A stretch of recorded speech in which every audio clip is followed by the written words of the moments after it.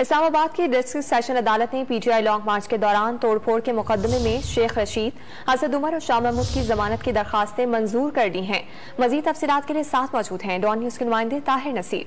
ताहिर, बताएगा आप जमानतें किस बुनियाद पर मंजूर की गई हैं?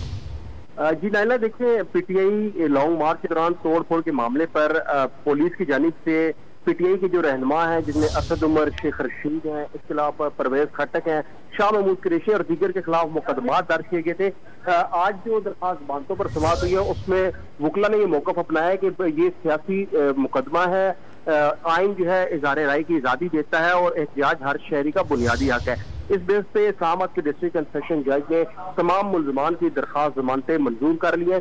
थाना आइन थाना गोल्डा में और थाना तरनोल में जो मुकदमा दर्ज है उनमें मुल्ज़मान को शामिल तफ्तीश होने की हिदायत की गई है और उनमें मुल्ज़मान की जमानतें मंजूर नहीं की गई। जो और मुकदमात हैं जिनमें थाना मरगला है, थाना अपारा है, इसके अलावा एक मुकदमा थाना अपारा का है। उसके जो मुद्दई थे रजा सप्तान, उन्होंने अदालत में पेश होकर मौक़िफ़ अपनाया कि मुझे वक्त दिया जाए, मैंने वकील करना है, जिस पर अदालत ने उसमें जो दरखास्त जमानत पर फैसला था वो मौखर कर दिया। ताहम तमाम जो दीगर मुकदमात थे उसमें इस्लामाबाद के डिस्ट्रिक्ट एंड सेशन जज कमरान बशरत मुफ्ती ने मुल्ज़मान की दरखास्त जमानतें मंजूर कर ली हैं। जी ताहिर, अपडेट्स के लिए बहुत शुक्रिया।